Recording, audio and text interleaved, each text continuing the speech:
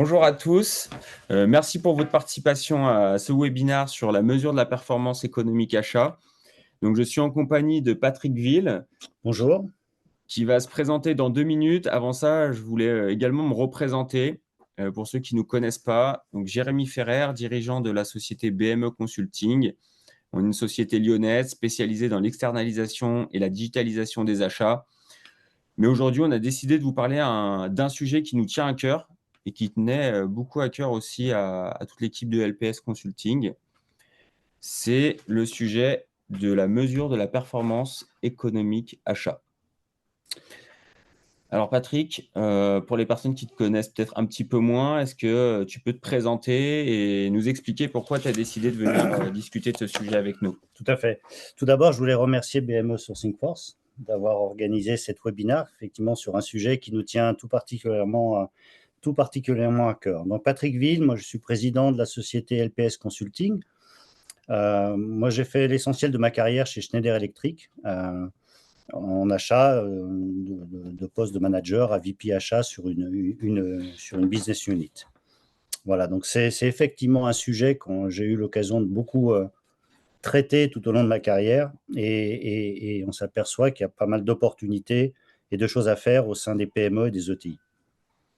Nous sommes partis du constat que Schneider Electric est en fait une excellente référence dans le domaine des achats, à la fois par son organisation, mais surtout par son efficacité.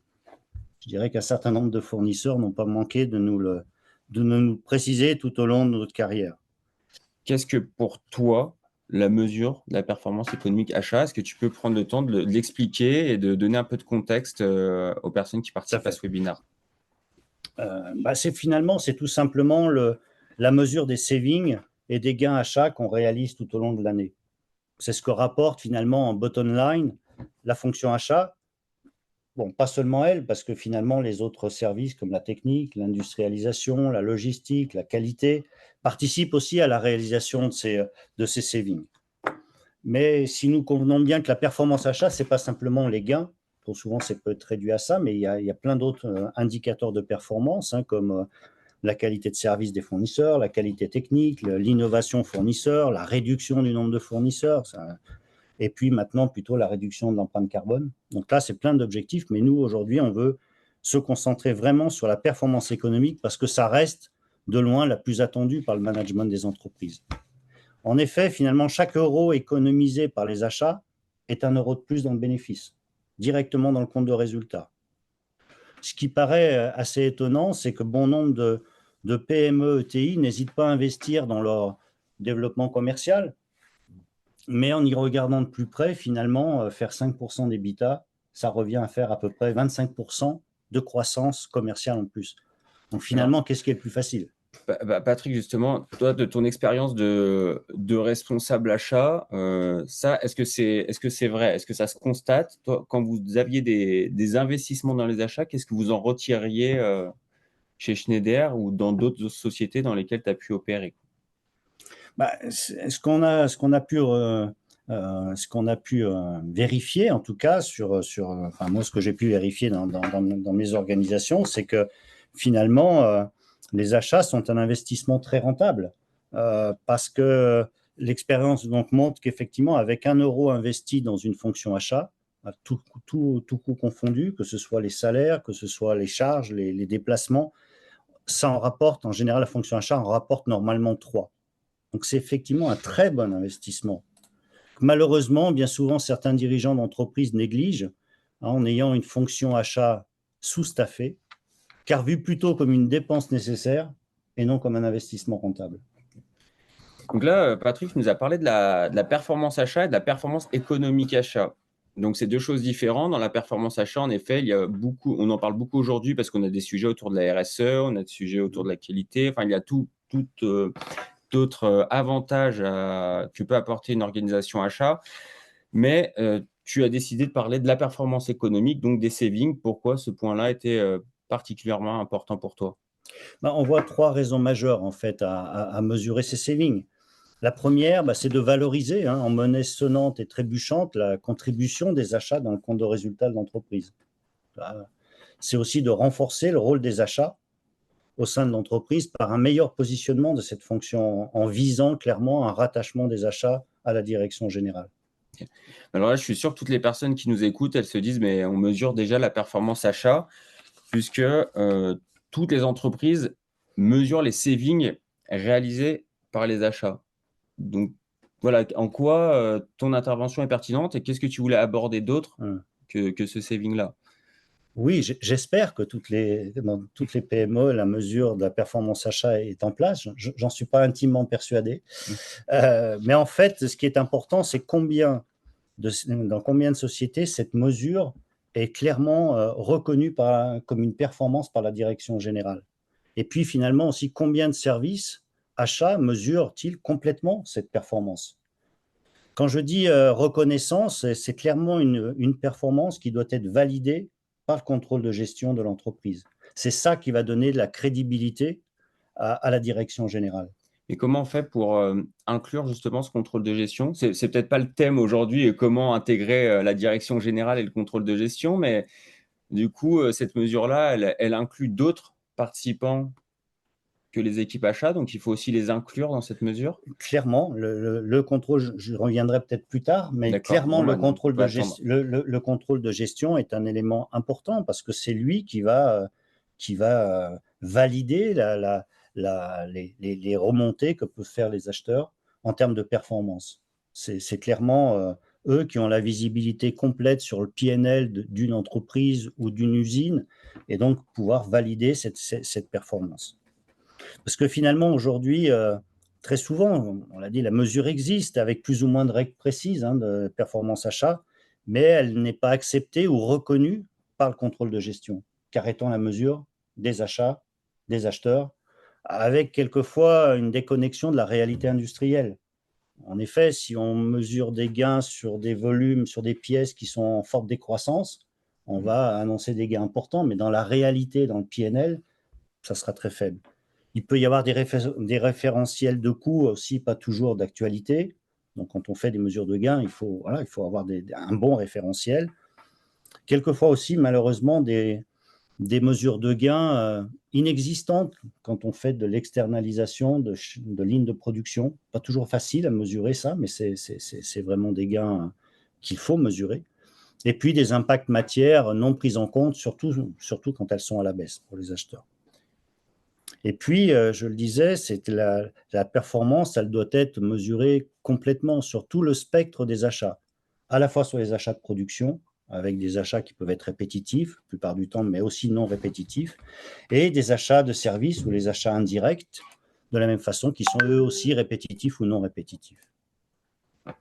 Et donc là, si j'ai bien compris, ce que vous constatez, c'est qu'aujourd'hui, les savings sont partiellement suivis dans les PME et les ETI, mais que la manière dont on mesure les savings ne sont pas représentatives de l'efficacité des achats et de leur impact dans les PNL, donc dans les comptes de résultats. Oui.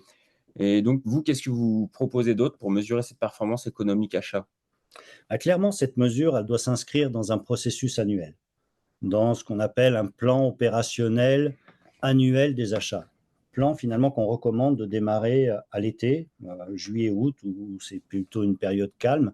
Un plan qui va démarrer donc de juillet-août jusqu'à la fin de l'année suivante. En fait, on propose un plan en 4 étapes. L'étape 1, c'est la réalisation d'un fichier pièce à pièce pour chaque usine, s'il y en a plusieurs, pour chacune des usines. Ce fichier pièce à pièce, en fait, il est généralement réalisé par le service logistique des usines, car elles reçoivent souvent les prévisions marketing des produits qu'ils auront à fabriquer l'année suivante, et eux sont à même de décliner ça en quantité de pièces à acheter et quantité de matière à acheter. Donc ça, c'est le premier input qu'on attend, les achats doivent attendre des usines. En étape 2, c'est la détermination des volumes globaux par fournisseur. Si on a plusieurs sites industriels qui peuvent acheter auprès de mêmes fournisseurs, on va donc récupérer les fichiers pièce à pièce de chacune de ces usines, les consolider, et ça va permettre d'avoir une visibilité de volume d'achat par fournisseur. Et donc d'identifier les fournisseurs les plus importants à négocier, et puis aussi, surtout, à identifier les pièces de gros volume sur lesquelles les achats pourront mener des actions achats très spécifiques, comme du benchmarking de prix, comme du changement de fournisseur, comme le transfert en zone low cost, etc. Voilà. Donc ça, on prévoit de le réaliser plutôt, c'est quelque chose qu'on peut planifier plutôt sur le mois de septembre. L'étape 3, c'est la création des idées de productivité dans l'outil de mesure de performance achat. Effectivement, à partir de ces volumes, les acheteurs ils vont pouvoir commencer à définir les idées d'action de productivité pour l'année suivante, en estimant le potentiel de gain par fournisseur et par levier d'action, et ainsi avoir une première idée des savings potentiels pour l'année suivante. Et ça, pareil, on prévoit plutôt de le réaliser sur le mois d'octobre. Enfin, l'étape 4, c'est l'enrichissement et la mise à jour des actions de productivité. Alors, enrichissement, pourquoi? Parce que finalement, souvent, après l'étape 3, on a malheureusement, il est quand même assez rare de pouvoir atteindre les objectifs attendus par la direction générale ou par le directeur achat. Donc, il va falloir créer de nouvelles actions. Créer de nouvelles actions avec des séances de brainstorming entre acheteurs. Quelquefois, c'est intéressant. Voilà. Des séances de brainstorming avec les unités industrielles qui, eux, on peut avoir aussi des bonnes idées de productivité. Et puis enfin, avec les services techniques qui peuvent aussi avoir des idées de comment réduire les coûts. Voilà cet enrichissement de base qu'il faut faire. Et puis, bien sûr, après, tout au long de l'année, il va falloir mettre à jour les résultats de chacune de ces actions avec la mise à jour des productivités réellement faites et puis la mise à jour des dates de réalisation dans le temps. Donc là, on va s'éloigner un petit peu de la mesure de la performance économique achat, mais là, ce qu'on donne aussi, c'est des clés plutôt de gain de productivité. Donc en fait, ce que vous avez mis en place, c'est des leviers d'action dans le but d'aller chercher des gains de productivité qui vont impacter directement sur le PNL et qui vont donc avoir une performance économique achat efficace au sein des entreprises, beaucoup plus efficace de votre expérience que uniquement le calcul de saving qui était pas vraiment efficace. Est-ce que vous pouvez peut-être réexpliquer brièvement donc la différence? Désolé pour si on va se répéter un peu, mais l'objectif c'est que tout le monde comprenne la différence entre mesurer des savings et la performance économique dont on se parle. Qu'est-ce qui va vraiment être différent pour les entreprises dans la mise en place de ces différentes étapes? Ce qu'on disait, c'est, enfin, j'ai parlé tout à l'heure de levier d'action. Ça nous paraît très important de définir enfin, nous pensons qu'on a défini 5 grandes catégories d'actions qui vont être 5 leviers d'action 5 leviers d'action principaux. Les actions pour les acheteurs, c'est ça? Pour les acheteurs, que doivent mener les acheteurs finalement pour aller chercher les meilleurs savings. Ces 5 leviers, nous, c'est la négociation, le changement de fournisseur, ce qu'on appelle en intrazone, ça peut être l'Europe, ça peut être en Asie, etc. En intrazone, le transfert international en zone low cost, la relocalisation en proximité des usines et enfin les changements techniques. 5 leviers que les acheteurs doivent activer pour avoir des chances de faire les objectifs attendus par le management. Moi, quand je lis ces leviers d'action, j'ai l'impression qu'il y en a certains qui sont assez similaires, donc on va prendre le temps de les détailler. Donc on a dit, il y a le N pour négociation, le C pour changement de fournisseur, le I pour internationalisation, transfert à l'international, le R au contraire pour relocaliser les usines en proximité, et en T, le changement technique. Donc est-ce qu'on peut les prendre un par un? Peut-être on va commencer par celui qui est peut-être le plus connu au final ou le plus évident, c'est la négociation. Qu'est-ce qu'on peut faire là-dessus? Clairement, la négociation, c'est bien sûr le domaine réservé des achats. En fait, les achats sont complètement autonomes pour mener leur négociation. Ils n'ont pas besoin d'avoir l'appui des autres fonctions. Il n'y a pas non plus de coût de qualification à supporter. Voilà, donc nous, quand on parle de négociation, c'est vraiment une variation de prix sans changer de fournisseur. Sans changer de fournisseur et surtout sans changer de spécification technique. Voilà, ça Après, sur des pièces à gros volume, en préalable aux négociations, on pourra aussi mettre en œuvre des analyses shoot cost. Analyse shoot cost, ça permet de bien cerner le vrai prix ou, en traduction, shoot cost, le coût attendu, et déterminer en fait les savings maximum que l'on pourrait atteindre. Ça ne veut pas dire qu'on y arrivera, mais ça donne des objectifs forts aux acheteurs pour leur négociation. Comment on mesure ce should cost? Parce que ça... C'est une méthodologie, il y a différentes façons de travailler ce sujet. Simplement, dans la méthodologie la plus simple, c'est les rapports poids-prix. Une typologie de pièces, on mesure les poids, on regarde nos prix et on voit rapidement si les pièces sont dedans ou en dehors d'une courbe. Et puis après, il y a des approches beaucoup plus détaillées. On va regarder tout le process industriel et décomposer tous les coûts pour arriver à ce qu'on pense être le coût le plus bas qu'on pourrait atteindre. Donc ça, c'est vraiment des démarches, should cost et négociation, c'est des choses des formations qu'on peut proposer aux entreprises. Parce que là, il y a vraiment des démarches bien structurées sur la démarche should cost. Donc, il y a des méthodologies déjà sur le should cost. Tout à fait. On n'aura pas le temps d'aborder maintenant, non, mais pas dans le détail, mais c'est des choses effectivement très intéressantes pour tout ce qui est pièces. Là, on est vraiment à la maille de la pièce. On choisit les pièces de gros volume et on cible des négociations très efficaces, très pertinentes avec cet outil en support.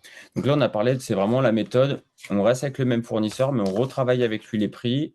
Donc la négociation, ça peut être parfois en partenariat ou en opposition avec les fournisseurs. Enfin, c'est quoi en général les logiques quand on négocie Là, on est sur la négociation de volume essentiellement. Donc ça, je veux dire, ça va dépendre de chacune des sociétés, de chacun des rapports de force qu'on peut avoir avec les fournisseurs. Il y a des moments où c'est plus facile que d'autres, mais ça, c'est le métier de tous les acheteurs.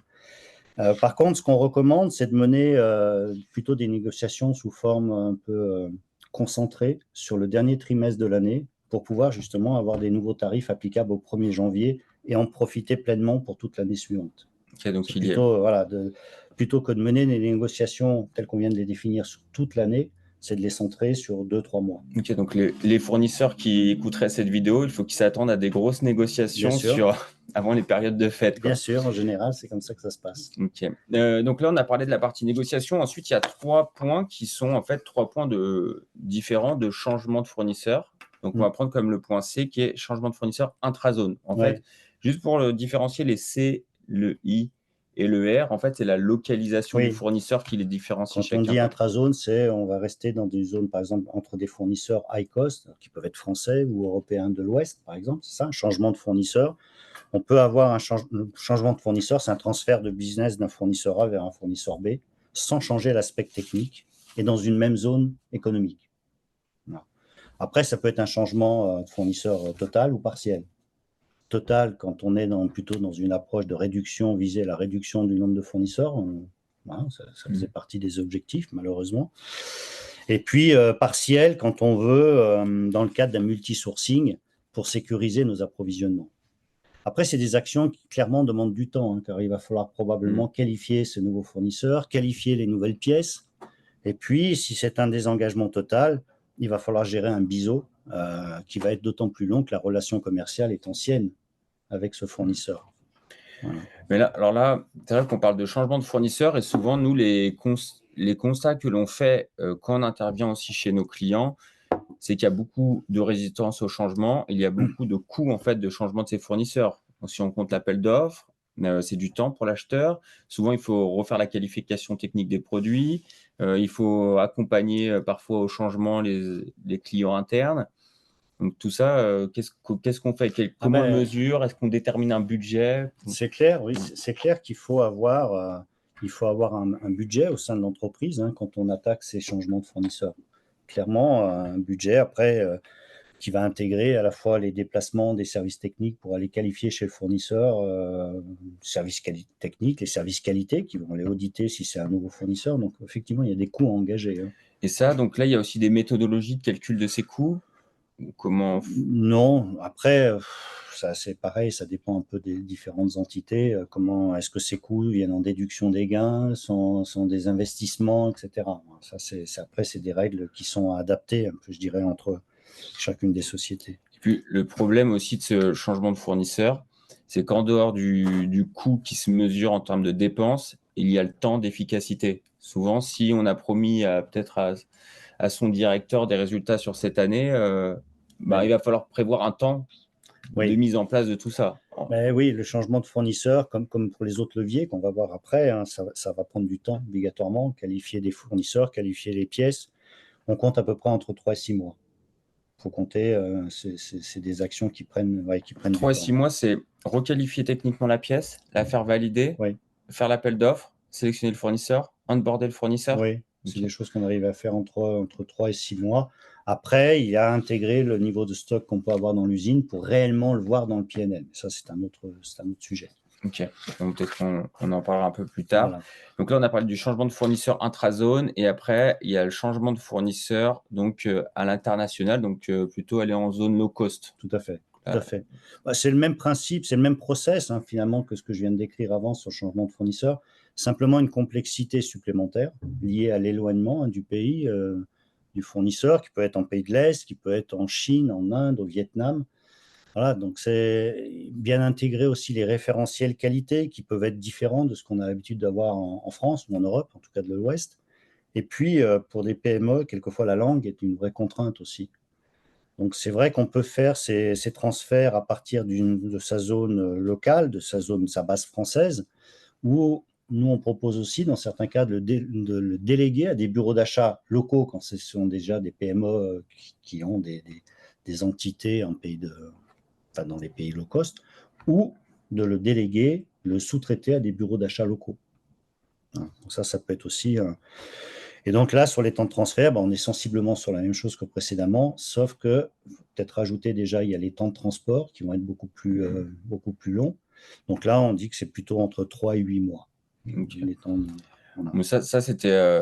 Alors ça se fait toujours encore beaucoup. C'est un mouvement qui est très très fort. Et puis là, on voit de plus en plus apparaître plutôt une stratégie de relocalisation, ou en tout cas on en parle. Je ne sais pas quel est le niveau de réalité, mais il y a des niveaux de risque qui sont pris en compte dans le fait de s'éloigner, d'éloigner ses fournisseurs. Aujourd'hui, on est dans une période un peu plus tendue. Donc ce qu'on entend, c'est que déjà la Chine, ça fait peut-être un peu plus peur. Et là, on relocalise. Tout à fait. La relocalisation, finalement, elle est devenue tout dernièrement un axe important, compte tenu de la réduction des risques logistiques, hein, depuis finalement c'est la crise Covid qui a initié un peu tout ça. Et de plus en plus aussi, mais ça c'était même plus ancien que la crise Covid, c'est les contraintes environnementales visant la réduction du CO2 des pièces achetées, quoi. Donc ça c'est aussi un élément important. Bon, après, le process, il est le même que les changements de fournisseurs. Peut-être le seul avantage qu'on peut avoir, c'est si on relocalise chez un ancien fournisseur, ça ira peut-être un peu plus vite pour la qualification du fournisseur et la qualification des pièces.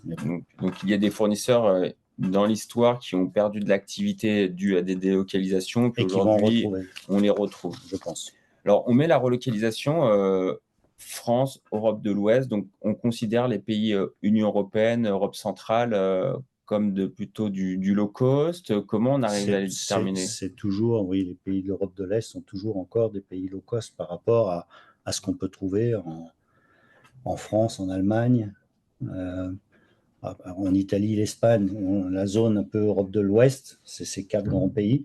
Et puis l'ensemble des autres pays sont plutôt qu'on considère en zone low cost, la Pologne, la Turquie, la Bulgarie, la Hongrie, etc. Ok, peut-être parce qu'on est en fait dans un entre-deux. On profite d'un environnement juridique et technique et une proximité de fournisseurs, voilà. Mais en même temps, on arrive à obtenir ces gains de coût, peut-être moins importants que ce qu'on avait à l'époque. Par le passé, mais ce qui reste encore assez intéressant.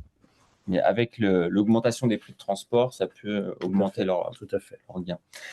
Ok, donc il nous reste le dernier, pas des moindres, c'est la partie changement de technique, qui est un élément aussi important pour obtenir une meilleure performance économique achat. Clairement, ces changements techniques sont généralement les actions qui rapportent les plus gros gains.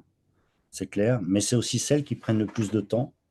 Et puis, il y a aussi le risque de ne pas aboutir sur une action technique. Donc finalement, c'est des actions gros gains, gros risques. Donc il faut bien gérer. En fait, il va falloir aussi, pourquoi gros risque de ne pas aboutir, c'est qu'au final, il faut le feu vert des directions techniques qui, elles, vont pouvoir dire, ouais, on change la spec, on a des pièces, mais est-ce que ça va, est-ce que ça ne va pas par rapport à l'intégration dans nos produits, etc. Donc ça, c'est un vrai souci. Ce qui est à noter aussi, c'est que finalement, ces gains dans certaines sociétés, ça je l'ai vu, ne sont pas comptabilisés aux achats. Ils sont comptabilisés à la direction technique. C'est moins motivant. Alors, c'est moins motivant, mais c'est assez surprenant parce que finalement, ce type d'action a clairement pour but de faire baisser les coûts d'achat. Et puis, les achats, ils doivent être complètement partie prenante dans la négociation du prix, même si c'est une nouvelle technologie, mais c'est bien l'acheteur qui va être amené à négocier ce prix. Et puis, la gestion du risque lié à ce changement. Donc, nous, clairement, on dit que ça doit être, c'est pas la technique qui doit gérer ça, c'est bien les achats. Mais par contre, les deux sont complètement intimement liés. Donc, souvent, dans certaines entreprises, c'est un objectif commun entre direction technique, direction achat, parce qu'il faut s'assurer que la direction technique mettra bien toutes les ressources pour mener à bien ces changements. Voilà. On entend souvent de manière assez classique de l'extérieur lors des interventions, on en parle souvent lors de nos matinales, où on invite les acheteurs pour réaliser des gains, ça se fait dès l'analyse et la compréhension du besoin. Oui. Si on arrive, une fois que le besoin et l'environnement technique a été défini, Clairement, on a perdu une énorme capacité de gain. Tout à fait, tout à fait. Et donc là, il faudra peut-être le mettre en premier du coup dans l'ordre des leviers Mais c'est d'action. le plus dur à faire. Ouais, c'est pour ça C'est ce qu'il arrive en dernier. Il rapporte beaucoup, mais finalement, voilà, mais c'est quand même les plus durs. Et puis, c'est les plus longs. On a dit que globalement, il faut compter presque, l'expérience que j'en ai là-dessus, c'est plutôt de l'ordre de l'année pour arriver à faire aboutir un changement technique majeur. Donc, il est important de bien anticiper ces actions le plus tôt possible, parce qu'elles sont longues à réaliser. Quelques exemples ou quelques expériences sur ce changement ? Oui, c'est de passer par exemple du cuivre à l'aluminium pour tout ce qui est pièces conductrices d'électricité, c'est de passer du métal au plastique. On peut faire de belles choses et j'ai des expériences là-dessus très intéressantes. Réduire des épaisseurs de matière sur des pièces, donc réduire le poids, donc réduire le prix. Et puis, par exemple, de changer de technologie, passer d'une technologie non outillée à une technologie outillée. Donc là, on va chuter drastiquement les prix. Et donc là, une entreprise, elle doit aussi bien maîtriser ses coûts de requalification de produits, d'analyse technique, versus l'acheteur qui doit défendre ses gains potentiels. Et c'est en ayant ces maîtrises-là qu'on peut peut-être défendre aussi auprès de sa direction un changement technique. Bien sûr. Si on n'a pas ces informations préalables, ça peut peut-être être un peu compliqué d'aller le défendre. Ok, très bien. Non, mais c'est noté. Là, on a noté 5 leviers NCIRT. Alors, pourquoi vous avez défini ces 5 leviers ? Comment ça s'est mis en place ? Tout simplement parce que finalement, pour pouvoir définir des sous-objectifs de performance économique pour chacun de ces leviers, c'est effectivement qui vont permettre donc d'atteindre la performance globale attendue par le management. Finalement, c'est aussi plus facile, et c'est plus facile d'avoir des sous-objectifs à atteindre que d'avoir un seul gros objectif. Parce qu'en fait, ce qu'on disait au début, c'était qu'on part d'une logique où on demande à l'acheteur ses savings en partant de l'historique d'achat, on regarde ses nouveaux prix et on a un saving théorique. Après, on va essayer de mesurer ce saving dans le PNL. Et maintenant, c'est pour obtenir ces savings, quelles sont les actions qu'on va suivre auprès de chaque acheteur pour aller chercher ces savings-là et être plus efficace dans l'obtention de ces savings. En fait. Tout à fait. À titre d'exemple, quand on était plutôt avant Covid, où il était assez fréquent pour les sociétés d'aller chercher les 5% de productivité annuelle, le cadrage pouvait être de l'ordre de 2% pour la négociation, 0,5% pour les changements fournisseurs, 1,5% pour les transferts internationaux, et puis 1% pour la technique.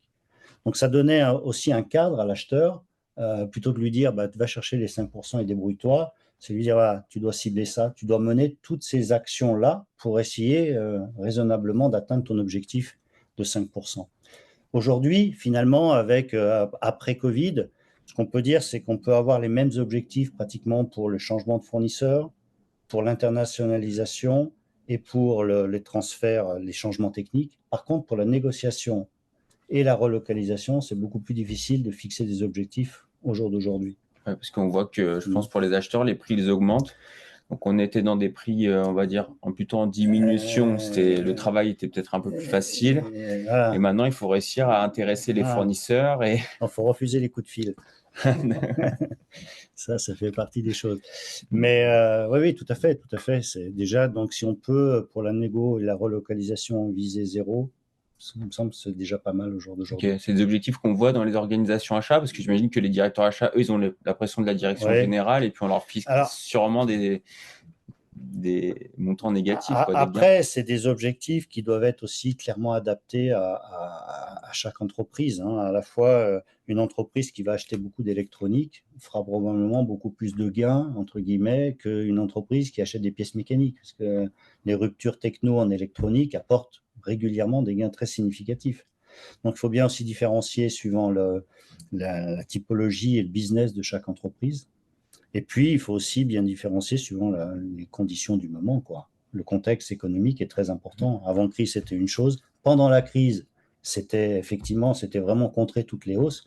Maintenant, je ne sais pas si on peut dire qu'on est en sortie de crise, mais les prix ont tendance plutôt à se stabiliser, voire dans certains cas à profiter des opportunités de baisse, quoi. Voilà.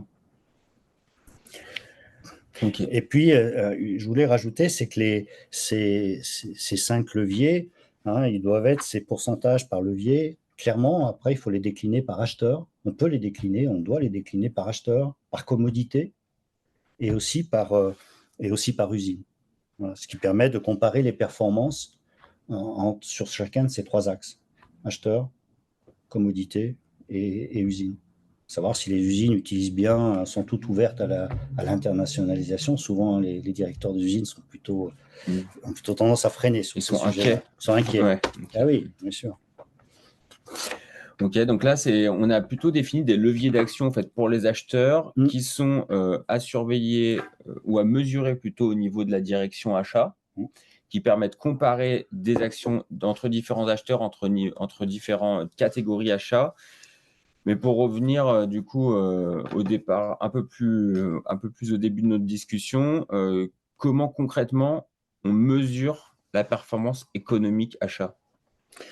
Tout à fait, mais d'abord, préciser une chose, c'est que les gains, parce que ça, c'est pas, enfin, je pense que ça paraît évident pour tous les acheteurs, mais c'est toujours des gains sur une base annuelle. Quand on parle de gains, en tout cas nous, c'est le référentiel. Même si on a des contrats sur plusieurs années, on peut avoir des contrats sur plusieurs années. Quand on parle de saving, c'est toujours sur une base annuelle. Après, cette performance économique, finalement, se mesure globalement de 2 façons différentes, suivant les entreprises. La première façon, probablement la plus courante, car assez simple dans sa mesure, c'est le gain en année pleine. Je détaillerai un petit peu après derrière. Et l'autre façon, c'est le gain calendaire, ou dit autrement le gain PNL. Car ce gain, on doit le retrouver dans le compte de résultat de l'entreprise, donc dans le PNL de l'entreprise. Parce que c'est vraiment ça le message au global de notre discussion. Il faut pas mesurer, enfin il faut passer d'une mesure déclarative à une mesure constatée dans le compte de résultat avec une validation, si possible, du contrôle de gestion pour vraiment valoriser les actions achats. Tout à fait, tout à fait. Tout à fait. Le gain en année pleine, hein, pour bien préciser les choses, hein, c'est finalement, quelle que soit la date d'application dans l'année, le gain, il est comptabilisé dans sa totalité, sur les 12 mois, sur la date à laquelle on vient de finaliser la négociation. C'est-à-dire qu'on fait la négociation, on a tout de suite gagné le gain futur. On a gagné 100 kg €, 150 kg €, on les met sur le mois, si on a fait ça en octobre, voilà, on les met sur le mois d'octobre. Donc si le fournisseur disparaît entre-temps, on garde le gain ou pas? Par contre, sur le gain calendaire, en fait, on ne prend en compte que le gain généré sur la période allant de la date d'application de ce nouveau tarif jusqu'à la fin d'année. Donc concrètement, si en résultat d'une négo, on fait 120 kg € de gain suite à une négociation applicable dans les bases des tarifs au 1er octobre, en gain année pleine, on va déclarer 120 kg € sur le mois d'octobre. En gain calendaire, on va en déclarer que 30.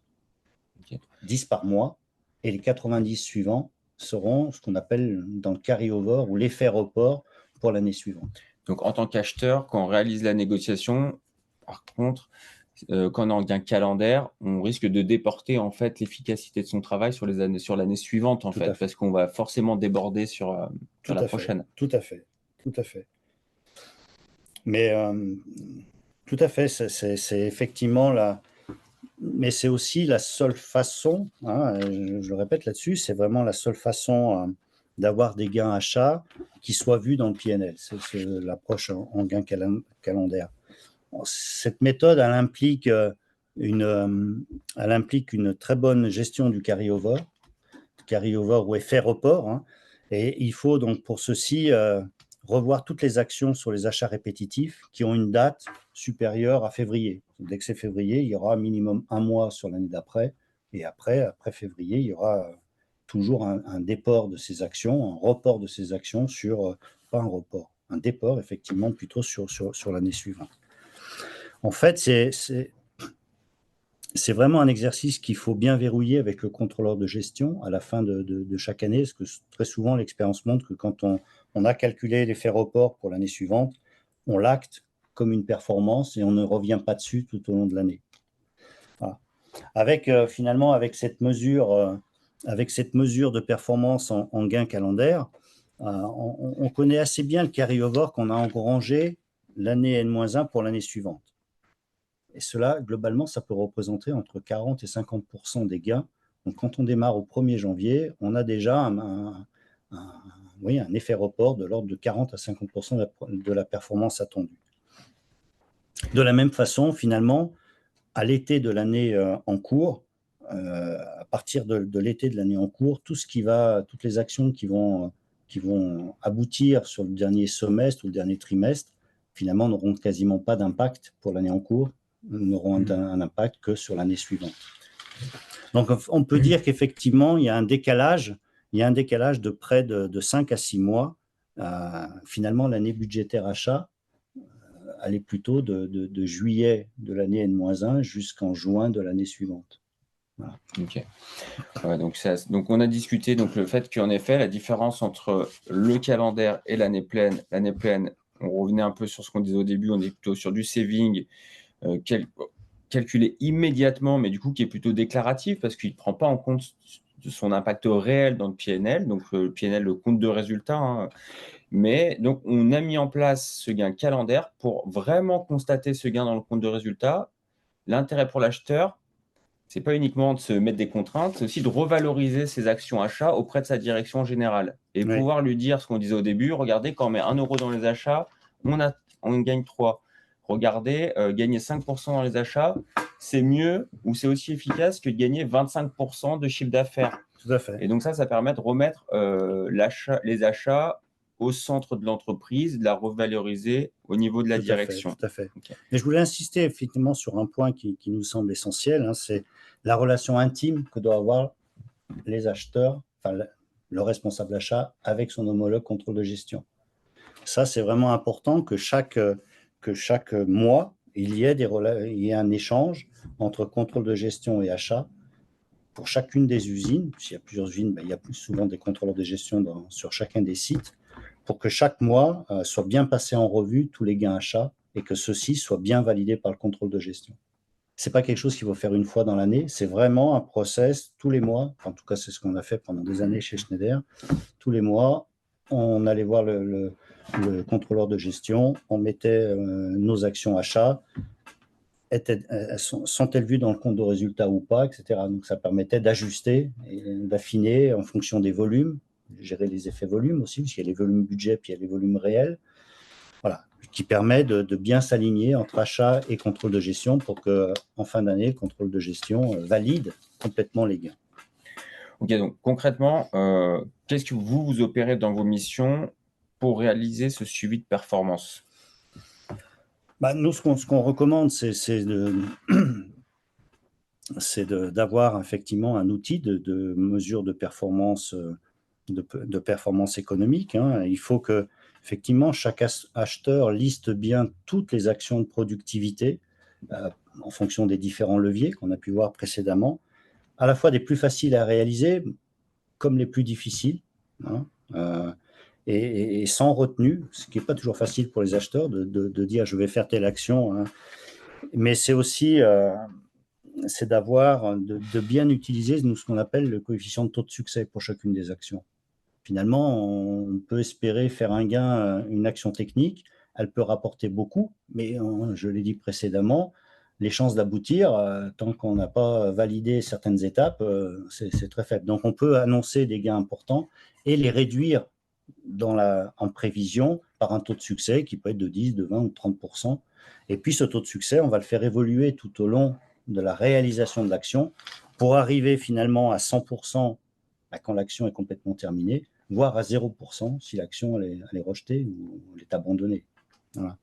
Donc ça, c'est un exercice qui effectivement peut être un peu difficile pour les acheteurs, car finalement c'est humain, hein, on ne veut pas trop complètement se dévoiler, un peu comme les commerciaux, souvent ils se regardent un peu sous le coude. Ben, les acheteurs font pareil.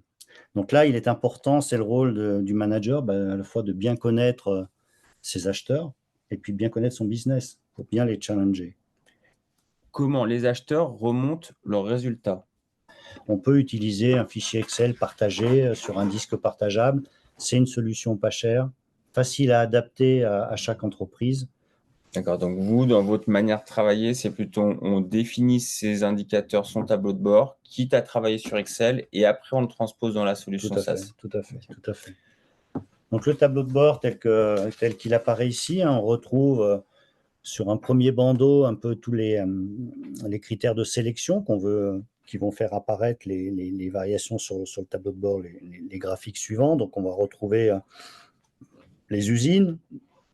Donc les usines, le manager, éventuellement on peut descendre au niveau de l'acheteur, les différents codes leviers, faire un zoom sur les achats répétitifs, non répétitifs. Après, le statut des actions, il y a des actions, ça peut être au départ simplement une idée. Dans un deuxième temps, elle peut être validée. Et puis, d'abord, elle peut être active.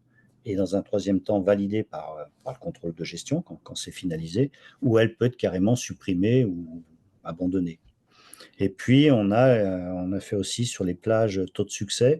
Ça permet tout de suite d'avoir un zoom sur ce qui est en faible taux moyen, un peu plus important C'est quoi le et taux de très succès? important. C'est quelque chose, avant qu'on lance l'action, on se dit une action de relocalisation, par exemple, son taux de succès, c'est 90%. C'est une fois qu'on a fini l'action, c'est 90% du résultat attendu. Je ne sais pas si je suis clair dans la différence entre les deux. Il y en a qui se mesurent un taux de succès avant de lancer l'action, et l'autre, c'est le taux de succès une fois qu'on a fini C'est le l'action. même, c'est le même taux de succès.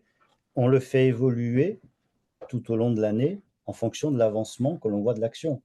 Plus on sent que l'action va aboutir favorablement, plus on peut se rapprocher de 80, 90, et on met 100 quand elle est complètement réalisée, quand elle est actée. Par contre, au début, même une internationalisation, on n'est pas sûr qu'elle va réussir. Donc, on peut mettre, ça n'empêche pas de déclarer le gain qu'on attend, mais de dire, finalement, je mets que 50%, parce que les chances d'aboutir sont, moi, je les estime en tant qu'acheteur, 50%. Et puis après, je le fais varier. Ok, mais c'est-à-dire qu'on peut arriver à 100 comme on ne peut ne jamais arriver à Tout à 100. fait, C'est tout à qu'on fait. va, On on peut avait descendre à zéro. Si l'action un, s'est abandonnée, elle est à ok. zéro. Mais dès qu'elle est réalisée, actée, elle est obligatoirement à 100%. Ok, acté. Donc, c'est par exemple, on fait une négociation. Enfin, la négociation, c'est peut-être le plus facile à mesurer. Et encore, Non, mais un on transfert fait fournisseur, transfert on est fournisseur d'accord avec le fournisseur, le business, il livre ses premières pièces, l'action, elle est bien actée. et l'acte. Et donc Dans là, elle ces passe. cas-là, il faut s'assurer que le taux de succès est bien à 100%. Et après, ça permet ce qu'on voit dans le graphique, la saving pondérée, saving max, ça permet de toujours avoir la visibilité dans le saving pondéré, ça va prendre en compte tous les gains attendus pondérés par les taux de succès. Et puis, ce qui est intéressant, c'est d'avoir aussi la visibilité en saving maximum, c'est-à-dire arbitrairement, je mets tous les savings, tous les taux de succès à 100%. Donc, ça me permet de voir un peu ma réserve. Si tout se passe bien, là, par exemple, dans l'exemple qui est donné ici, on est à 1,5 million de gains. Et puis, si vraiment tout se passait très, très bien, tout était à 100%, j'aurais 2,7 millions.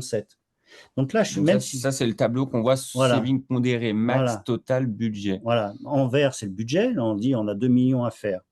Bon, finalement, si je suis au mois de février, la même mai à peu près, parce qu'on voit tout est en bleu jusqu'au mois de mai, ou un petit peu avant. Si on est au mois de mai, on se dit, finalement, je peux finir à 2,7 millions si tout était à 100%. Ça ne sera pas le cas, parce qu'il y a des actions qui vont s'abandonner, qui vont réduire, etc. Mais là, je suis confiant dans la capacité à réaliser mes 2 millions. Ok, donc là, si on prend celui-là, les 1, 2, 3, 4, 5, c'est les mois, quoi, c'est des Oui, périodes. tout à fait. Et ensuite, c'est avec succès, c'est le maximum. Oui. Avec le taux de succès, c'est en bleu. Et en jaune, en clair, c'est la réserve entre les taux de succès qui sont rentrés et les 100%. Est-ce que je pourrais obtenir au maximum? Voilà. Ok.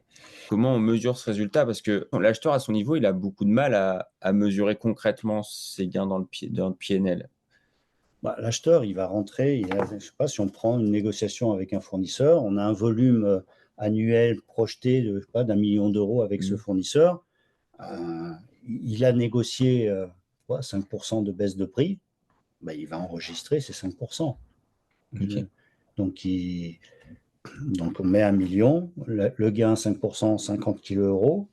Ça, Ok. 50 kg euros, on met 50 kg euros, quand c'est réalisé, c'est 50 kg euros, il y a 100% de taux de succès. Et donc tout ça, c'est une mécanique qui se calcule mois après mois, qui permet d'avoir les gains sur l'année, et puis de calculer, d'avoir aussi une visibilité sur le carry-over. C'est le dernier graphique en bas à droite, qui dit que finalement, ben là, en fonction, si je suis au mois de mai, en fonction des actions que je vais mener, des taux de succès que j'ai pu mettre, je prépare pour l'année prochaine pratiquement 1 million de gains prévus l'année prochaine. C'est tous mes effets report de toutes les actions en cours de l'année. C'est là où je disais, on est à peu près entre, bon, ce sont des chiffres là un peu pris au hasard, mais globalement, ça marche assez bien. C'est à peu près la moitié de l'objectif de l'année. On a toujours à peu près cette, parce qu'en fin d'année, on est à peu près à 6 mois, donc on a les 6 mois de l'année d'avant, plus les 6 mois de l'année en cours. Ok. La moyenne fait qu'on on a souvent un déport de 50%. Tout à Quoi. fait. Les actions sont prises beaucoup plus tôt, mais d'autres vont être prises beaucoup plus tard dans l'année. Donc, on a Tout une à fait. moyenne de 6 mois de report. Voilà, Ok. c'est ça. C'est ça qui nous permet de calculer le carry-over. Voilà. Ok. Et là, ce qu'on voit donc dans les leviers, c'est que vous mettez systématiquement les différents leviers d'action. Oui, à la fois pour chacune des usines, c'est intéressant de savoir quel levier globalement les acheteurs dans chacune de ces usines ont activé. Si c'est plutôt du changement de fournisseur, de l'internationalisation, etc., ça permet d'avoir cette visibilité. De la même façon, pour un acheteur, ça permet de voir quel levier il a activé pour sa propre performance multi-usine. Et puis, les savings par levier et usine aussi. Bon, après, on inverse.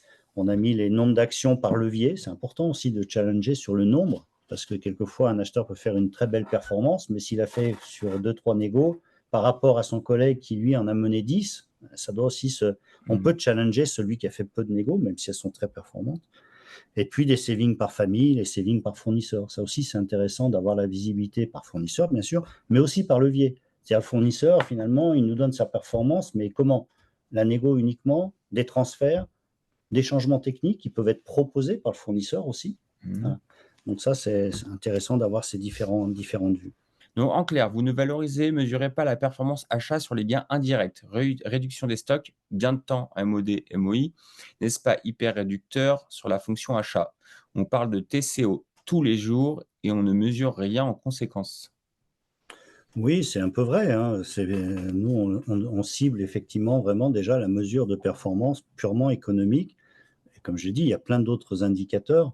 Effectivement, après, en TCO, c'est plus pour prendre les bonnes décisions d'allocation de business. Mais après, en termes de résultats concrets et financiers qu'on va retrouver dans le compte de résultats, le TCO,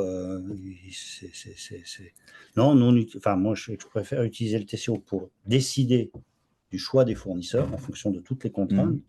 Mais après, dans le suivi de performance, nous, on ne recommande pas obligatoirement d'intégrer tout ça. C'est peut-être plus Ce qui dur. devient après très compliqué aussi à mesurer. Voilà, quoi. c'est surtout Voilà, ça. faut à un moment donné, rester. Et puis, on l'a un peu dit au début, on est conscient que la performance achat, c'est plein de choses. Ah, c'est plein de choses, c'est sûr. Là, on a vraiment on a ciblé. décidé de parler de Oui. la performance économique achat et donc de rentrer dans des gains plutôt directs. Tout à fait. Après, pour ceux qui sont intéressés, chez BME, on fait également régulièrement des webinaires sur le sujet du TCO. Donc, on y Oui. reviendra une autre fois Oui. et on se spécialisera sur ce sujet. Sinon, on aurait pu aborder plein de choses Bien sûr, aujourd'hui avec bien les sûr, achats bien sûr, bien responsables, sûr. etc. Oui. Encore merci. Passez une excellente journée. À bientôt. Merci.